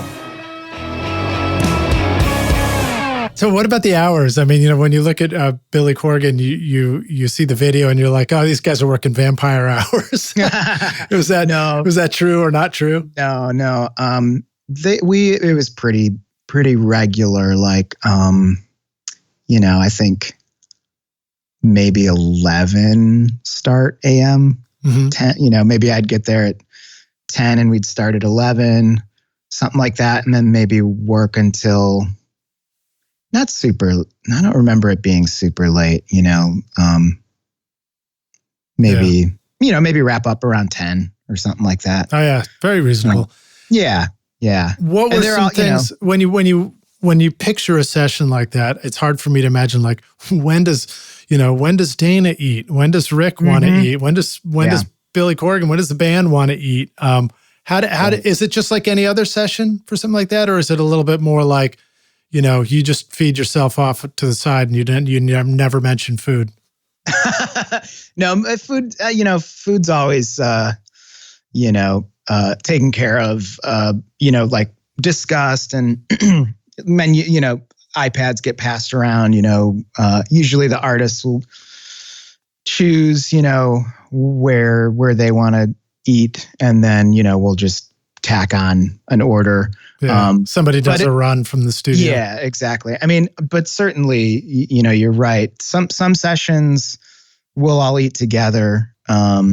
Lots of other sessions, people are staggered and have ordered from different places. And, when one person's doing an overdub, the other people are out eating and then they switch. And there are definitely lots of times where it's like, well, when do I get to eat? Yeah, guess who's always pressing the button? I've been on those sessions. It's like so-and-so's recording. Okay, well, now let's be efficient. Somebody else should record. Okay, and it's like, guess who always has to push the button every time, Yeah. And even if I'm, I've mentioned this before, like, I don't really ever like leave the room without it being in record, even if like nobody's in there. It's so easy to come back and look at empty waveforms and be like, oh, cool, didn't need that, and just command period or whatever. Right. But I'm That's smart. So you would just like, even if it's just the 2-track one or something, you just let it roll. Yeah. I mean, there's always, we call it a DAT rig. It's not a DAT anymore these days, but there's always a separate rig in the control room running that never stops, that's catching a mic in the control room as well as the stereo bus of the console. So nice. If something's not if like we're not recording, but somebody has an awesome idea, there's always something recording. But even on the main multi-track Pro Tools setup, I might, walk out to take a phone call or use the restroom or have a quick bite. I usually just hit record on the whole thing. Wow. Because you never, some little creep in and like somebody just comes and plays one drum fill and it sounds super cool. Right. That's so dedicated. Yeah. I love that. I mean, I don't practice that. I try to be rolling as fast as I can for stuff, but I don't usually just let it go forever. Mm-hmm. But that really is really a great dedication. And I remember back in the day, the idea of having the DAT tape rolling, where something's always, because you usually were through a console. Yep. And so all you had to do was roll one tape machine and it would just pick up the 2 mix. Right. And I had this idea. I was like, oh man, I should like design the studio and I'm going to have mics everywhere and it's going to be on like a 24-hour record loop. And then you could just go rewind in time and go grab something. Yeah. It comes in handy all the time, especially just having, like I say, it's usually just a dynamic mic in the control room and the stereo bus of the console. And it gets used all the time. What was that? Even if it's like, Rick will leave at the end of the night and be like, okay, so, I want you to go through all those takes, put together, the best stuff and, do ABC and then send me D and then do X, Y, and Z. And I'll just be like, okay, got it. Have a good night, and then I'll look over, at the assistant and be like, okay, can you back that up? I need dictation. Oh, you mean right. The things he said were recorded. That's great. Yeah. Yeah. I mean, my simple version of that is just learning to just whip out my phone and drop it into record constantly. Yep. Every single thing we're working out in the control room, I'd roll the phone. You had one of the, I took a look just this morning at those questions that, to think about. Mm-hmm. And one of them, I'm looking for it. A favorite hardware tool for the studio. The first thing I wrote is iPhone. Yeah. Let's talk about that. So what are some of the aspects of the iPhone that you use all the time in the studio? Well, exactly what you mentioned. Just the, ability to record, it's always in my pocket. And if something starts happening, especially for like writing, just having that it's like having a DAT machine on you at all times, Except the mic's a little closer. Exactly. Yeah. I mean, I use it all the time, in the studio, at home, in the home studio, around the house, and just use the note, or what's it called? The memo app? Or do you use a different app? I use, my wife and I have been using this, app for a long time. It's called Voice Record Pro. It's just got a lot more features. that are pretty handy. Like it's got like you can change the speed. It's got a built-in, really useful like limiter. So you can play it back at higher speed. Yeah, I don't use that often, but the limiter I use all the time. You know, you haven't recorded me talking. You'd start using it real quick. No, but yeah, it's awesome. And I send stuff like from that app to my Dropbox all the time, just little ideas or, you know. Yeah. You know, one of the things, and I mentioned this on the show before, but one of the places that I find it so useful is that, and actually sometimes my phone takes too long to go into record. Like I wish it was one button. I wish iPhone knew that, like, you know, or there's somebody needs to design a producer's phone, you know, where it's the only button you need is record audio. But like that moment where you're like, you're playing back something in the control room and you're walking from the coffee maker back over to the something. And then you just start hearing this soaring harmony across the track. And it's like, if you're not rolling your phone, good luck remembering exactly what that was and repeating it a moment later. Exactly. Yeah. But totally. if you can capture it, you can get some of your most brilliant ideas that way. Mm-hmm. That's right. My friend Rick Boston, he's got a saying that we use all the time at this other great studio, that group of friends that I work with, where he calls, you know, first take is God's take. After that, it's all for me. It's like, after that, it's all for you know, mankind or whatever. It's like revisionist. Exactly. Revisionist like, history. That first take is the most special usually. So to your point, you know, it's like, it's true. You got to get it while it's hot, you know? Yeah. The first take is God's take. Everything after that is revisionist gospel writing or something. Right? Yes, exactly. And I'm no expert to make a joke like that either. You know, none of us are. Let's see. Let's talk about the Avett Brothers. Tell us about doing Roses and Sacrifice. Great sounding recording and track. I think you mentioned that maybe you work with those guys with Rick as well, but you also talked about that was another like everybody's in the same room kind of session, right?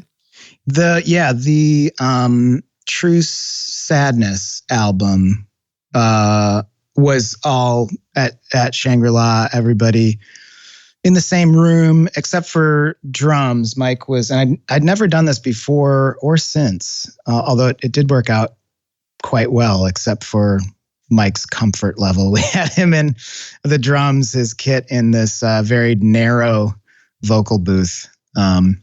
So he was the only instrument isolated, but was that for sonic reasons or? Sure, to keep that, you know, the loudest instrument out of the rest of the mics. Yeah. But yeah, acoustic bass. I think on acoustic and electric bass on the floor. You know, Bob and Scott and Seth on the guitar and banjo. Everybody just kind of almost laid out in a circle a bit, and then strings. Rented some like extra tall baffles or gobos to make a little section of the room for Joe and Tanya to play cello and fiddle. It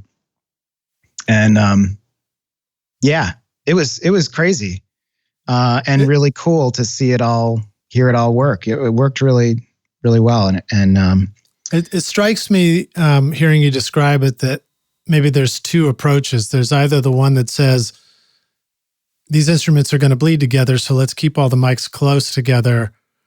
But if you can do the gobo and it's isolated enough, then maybe they don't have to be quite as near to the other instruments. Or I think it's also the volume, like how loud they're going to be. You know, everybody who is playing on the floor, it's pretty quiet stuff, you know, like even the banjo. Yeah, I mean, you know, banjo certainly can get plucky, and you do hear there's bleed in everything. You know, to the point where the label would be like, okay, we need an instrumental. I'm like, okay, you won't have one, but I'll mute the vocals, but it's not going to be useful. So I mean, that's why, like, you know, everybody, all those instruments, even the vocals to an extent, they're not like super, super loud. So yeah, it worked out well. And usually the mics as well, I have, kind of positioned behind some sort of baffle. So they can see each other and communicate. And but oftentimes the mic positions are, pretty as isolated as they can be. Now, was this a with headphone session or no headphones? With, yeah. Okay, and then do you find that there's a process, like a hierarchy, if you're going to record this way? Like, do you start by making sure that the vocals just sound great, and then you see what else you can get away with when you're adding the other instruments? Or is it not that complicated? Yeah, it's not really that complicated. I think it would be if really everybody, including the drums and amps and stuff like that, were in the same room. I think then definitely, because everything's getting into that vocal mic, it becomes more of like a supplemental mixing. Right. But with the drums isolated, it felt, it's just like anything else. There's not really anything bleeding into the vocal so much as there is vocal bleeding into other things. What were some good ways to mic up the upright bass? I think on that album, usually if I can, I like to have a couple of mics, one near the bridge or the F holes, one of the holes, and then another on the fretboard. Kind of like the two hand positions. I like to do that if I can, or just one mic, usually around the bridge or. That's interesting the way you described it. I've actually not heard it described that way. I'm familiar with kind of miking the F hole and then miking the fingerboard, but you just spelled it out in a beautiful way where you just said miking both hands. It sort of makes sense like that. Yeah. It's a nice sound. I'm sure you've heard it. You get like all the booty down, by the F holes or the bridge, and it's such nice, clarity and note. It's a nice sound when it works. One of the challenges for me is finding myself often trying to record an upright bass in a small studio situation where you can't really dedicate the big room to the upright, or maybe there's other things that don't match in volume. Yeah. And it just becomes such a challenge trying to figure out how to get the upright to sound right if it can't breathe, Totally. On that Lapis Trio album, what we did is I had him go into this small ISO, like you're talking about, it's like a tiny little dead room, but left the door open and had direct, close mics on him in that room, but also had a bass room mic that was outside the door, so, sometimes I'll end up putting people or amps in isolation, but leaving the door open and kind of balancing the room that way, getting hopefully a best of both worlds scenario if you can get away with it. So when you put the drums in the ISO room, are there any particular unique challenges to sort of making these isolated drums and all this other all in one room stuff sort of remarry at the mix? Any challenges there? Not really. Do you mean just because he's in such a different space? Yeah. No. All right. I didn't feel the need to try to create a similar ambience. Honestly, everything really sounded and felt as direct, and isolated as you'd imagine, or as if you had everybody separated. I didn't have any difficulties, or it didn't mix differently or more difficultly than anything else. Right on. Also, all that stuff really happening so much on the fly too. There's, I'd say especially with Rick, there's no like, don't worry, it's going to sound great later. Like it has to sound great like now. Otherwise we need to make some changes. Yeah. So you kind of know like right away if it sounds, if it's going to work or if it's completely not the right vibe. And to that point on the more, was it, I'm trying to think which album. No, it's this newer album. Yeah. The Closer Than Together.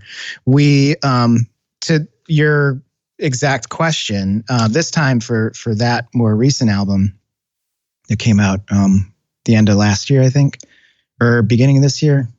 Beginning of this year.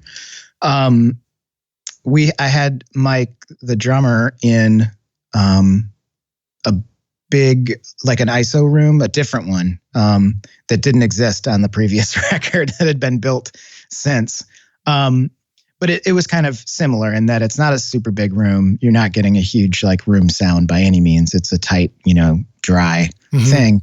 But then we also, for the first time ever, we along the way decided to rent a kit for the living room at Shangri-La, and ran just like long mic cables out there. The living room's like really big and open and very reflective, and just went for a full like John Bonham style setup, and that became useful. We did it for one particular song that actually didn't. It sounded awesome, but for the song's meaning, it didn't make sense. But it was really fun. We got this killer, super Bonham-y, like sound. When the levee breaks. Totally. It was awesome. I'll never forget like when, he checked all these mics and we're doing this real fast and had, I think, rented like a, Acrolite or,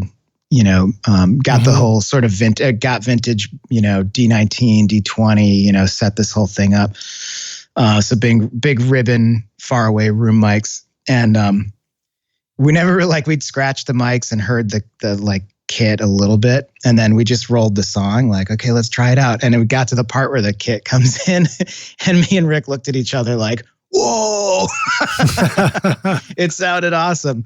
But that didn't get used for that song. But we ended up loving having that kit out there for that completely different vibe. And those are some of my favorites on that album, are the ones like, oh yeah, that's that kit in the living room. It sounds so cool and open and, naturally verby, from that room. And so it was really fun having that option. I mean, what a luxury, obviously, but let's do the living room sound for this one. Let's do the booth sound for this one. Now I remember hearing that they like hung to, I don't know what, biodynamic M160s above the kit or something, the ribbons.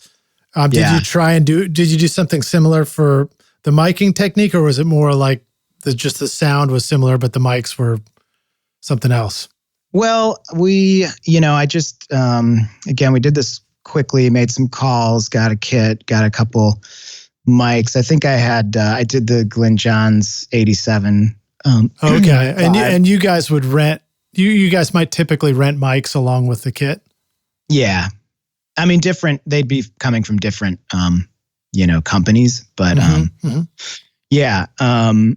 And so I had like a Glyn Johns thing with the 87s, and then I think I had a D19 on the snare and a D20 on the kick, and then some RCA. Maybe they were the AEA 44s. Nice. A couple of those, like far out and wide. It was fun. That sounds like really fun. Cool. It's like, talk about like ordering from the iPad menu.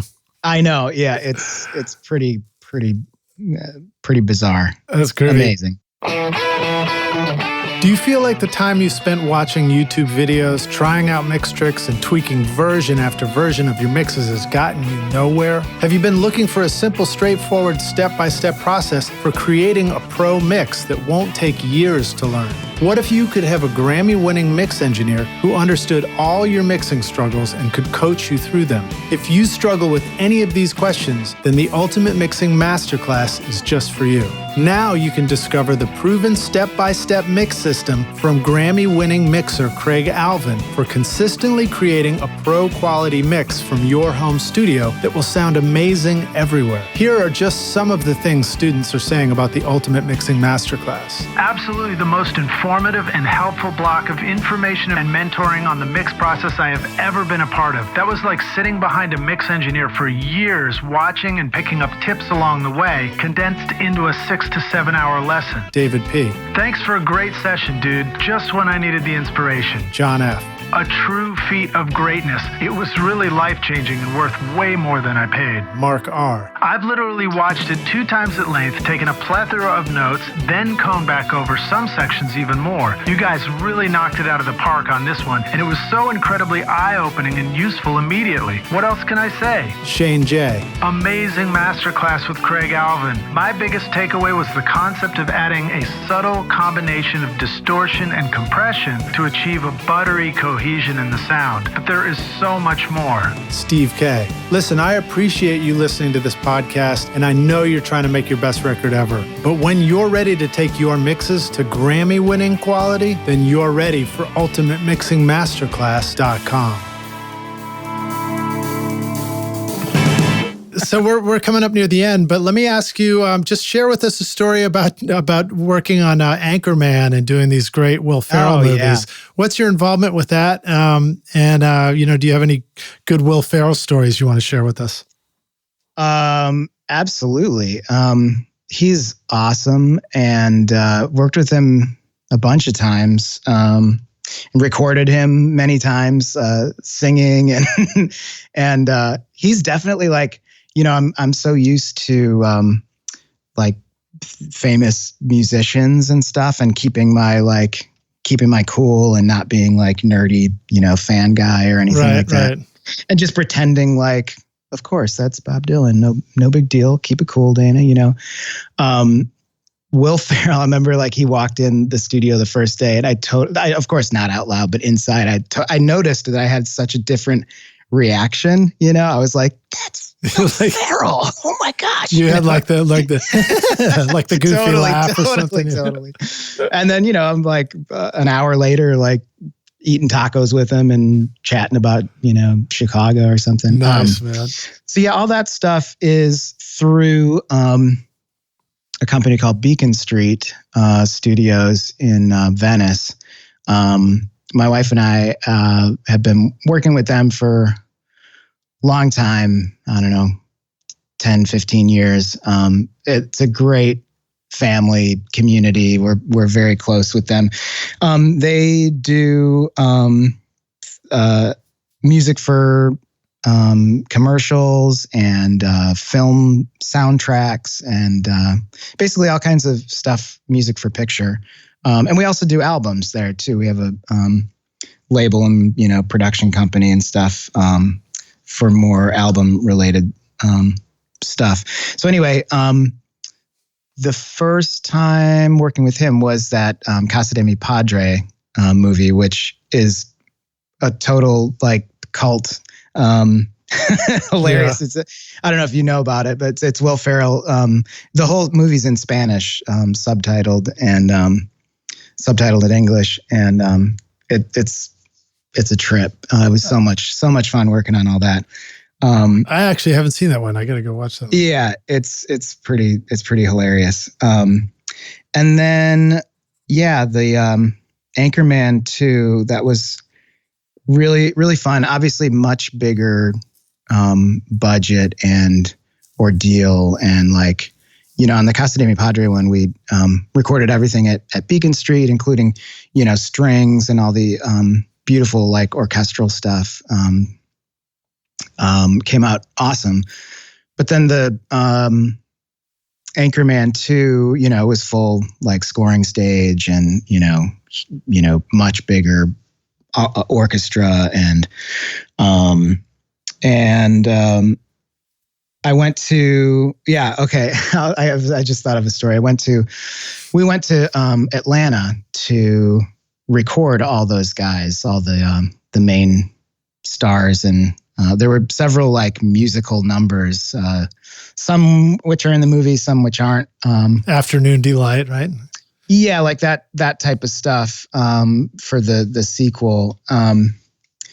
And it was crazy. It was so awesome, like having, Will and Paul Rudd and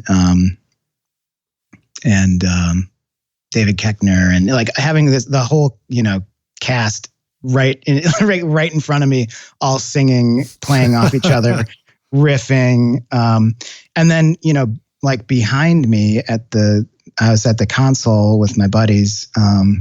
And, behind me, it's like a packed house. There's like, Judd Apatow and like, Adam McKay and Christina Applegate and like all these people, and they're hilarious. I mean, so funny. The ideas and concepts and all of them, just coming up with on the fly was really amazing to watch. But then I'm trying to get these recordings and I'm trying to hear the guys, the talent, do their part. And I'm trying to coach them vocally. And behind me, this group of like, mad scientists, genius, directors, actors, et cetera, are just like talking up a storm. And at one point, like it got so hard, like I couldn't hear, Will on the talk back to me, like what he was saying. So I turned around and I was like, hey guys, everybody, if I could like just have your attention. I'm glad, like, I want you to be here. If you want to be in here, like, please feel free to stay. But if you want to talk and hang out, there's a lounge upstairs that's like stocked with video games. You kicked Christina Applegate out of your control room. So, and I did this whole thing. I'm like, but again, like, you don't need to leave. I just like, I'm having trouble hearing these guys, and I really need to hear what they're doing. And I think it was Adam McKay. He said, well, I think that's the most polite "get the fuck out" I've ever heard. But they all stayed. They just, they took the note and were quieter. It was super fun. And we're on the same flight there with Will, and walked all through the airport with him in incognito, with like a hat on and dark shades and his Ron Burgundy mustache and stuff. And that's great. That was a real trip, just walking this long walk and elevators and escalators and, baggage claim and like just walking and with this like secret, superstar next to me, just like, what a trip, That's awesome, man. Yeah, he's so fun and so nice. And we've worked on a lot of other movies since that bio. Done a lot of work with Kristen Wiig, who's also just so fun, and Maya Rudolph. Somehow we've just gotten to do a lot of these films and miniseries with just a hilarious cast of talented folks. That's great, man. That sounds like a blast. I'm such a super fan of Will's work. He's just hilariously funny to me. Yeah, me too. I can't. I mean, I'll stand in the mirror and try and make the same expression, and I can't do it. Yeah. Oh man, it's really, really something watching them all work. Oh man, the comedic minds. It's just like, man, it's so funny and fast, and that's great. That's great. He's an angry elf. Oh, I've seen that millions of times at this point. Me too. That's such a brilliant movie, Elf. It is. And I bought for my daughter. She got into filmmaking for a little bit, so I bought the version on Amazon that had like all the making of the movie included. Oh no! And it was just incredible to see those guys go through that process of making that movie. Wow. I love that movie. It's so funny. Call me Elf one more time. Call me Elf one more time. All right, man. Good stuff, dude. Well, dude, this is a blast hanging out with you. Yeah, likewise. I got one more question for you. This is the hypothetical question. We'll go back and take the Wayback Studio machine, and you go back and find young Dana, slap him around a little bit, you know. Yeah. You know, bring back some of your Chicago mobster ways, you know. Hey, listen here, Dana. There you go.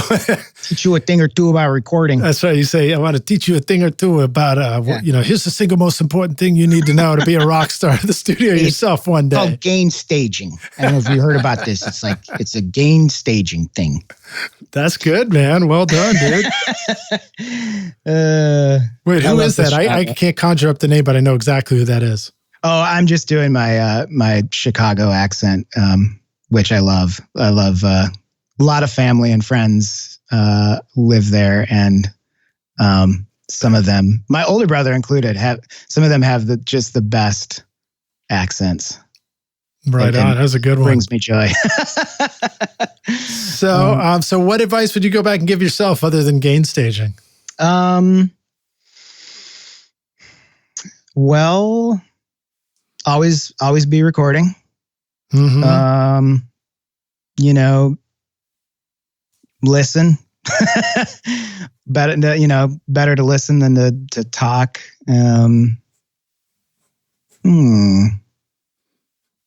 Does starting your own podcast count? Totally. You listen for all day long. I do, but I also interrupt and I get called out on it by some of my favorite haters on the show, and I'm always thankful for it. How funny! Oh man, yeah. I don't know. That's a great question. I'm ill prepared for, I suppose, but yeah. Those are two good ones, man. Always ABR, always be in record. Yeah. And listen. I mean, that's it. Yeah. Well, yeah, I could leave it at that. Sure. Those are key. You can go a long way with those two tips. Still learning them too. Yeah, I mean, listening is such a evolving thing too. It's like the way you listen it just changes over time too. Yeah. Well, Dana, thank you so much for being on the show with us, man. Total pleasure and an honor to hang with you. Thanks for sharing those awesome stories about working with Rick and Will and Neil and everybody. Sure. And let the rock stars know how they can find you online. Where should they go check out your world and learn more about you? Sure. My website is dananielsen.com, DANANIELSEN. And my Instagram is Danafrio, DANAFRIO, which is a nickname one of my buddies in high school had for me. There you go. Just first thing that popped into my mind when I was choosing a name. Do I do any others? That's I'm on Facebook and, And then Rockstars reminder, I've got a great playlist, YouTube playlist with all the videos. So you can go listen to all these records that Dana's made, whether it's, doing Smashing Pumpkins or Neil Young swearing at him in the studio or recording upright bass in the Serengeti, or at least what looks like it. Man, I hope that Mountaintop documentary gets to streaming sometime, somehow. We got to see it in the theater, but it was like a one night only thing. And, but it's hard for others to see it. So for now, I think that trailer is like the best we've got. Well, it's pretty damn good. So we're grateful for that. Dana, thanks for hanging with us, man. Thank you, Lidge. And also a reminder, as we're doing this in quarantine lockdown, hopefully we're looking back on this and we're laughing. Yes. Ha ha ha. How silly it was that we were all in quarantine. No, I'm going to cough. Oh, I know. Oh, excuse me. Yeah. And so anyway, I hope you're healthy. I hope we're all healthy. And Rockstars, I hope you're all healthy. And we all just think, boy, that was a kooky time a while ago. Yeah. Yeah.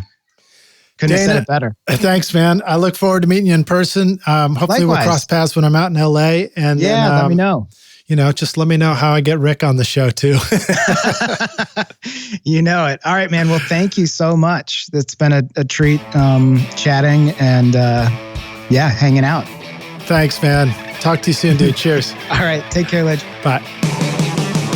Thanks so much for listening to Recording Studio Rockstars. If you enjoyed the show and want to help make it better, then please share this episode with your friends on social media and leave a rating and review on iTunes to help the podcast reach more rock stars like yourself. You can click directly over to iTunes or go to rsrockstars.com/review for an easy explanation. And remember to hit the subscribe button to keep up with weekly episodes. And if you're ready to make your best record ever now, then head over to Recording Studio Rockstars Academy, where you can start with my free course at mixmasterbundle.com. And if you want more free content from Recording Studio Rockstars, all you have to do is go to rsrockstars.com/email. Again, that's rsrockstars.com/email to enter your name and email, and I'll keep you in the loop with articles, videos, podcast updates, and even free gear giveaways for your studio. Just look for the link in the show notes below. Thanks so much for listening, and thanks for being a rock star. I'm Lid Shaw, and this is Recording Studio Rockstars. Now, go make great music.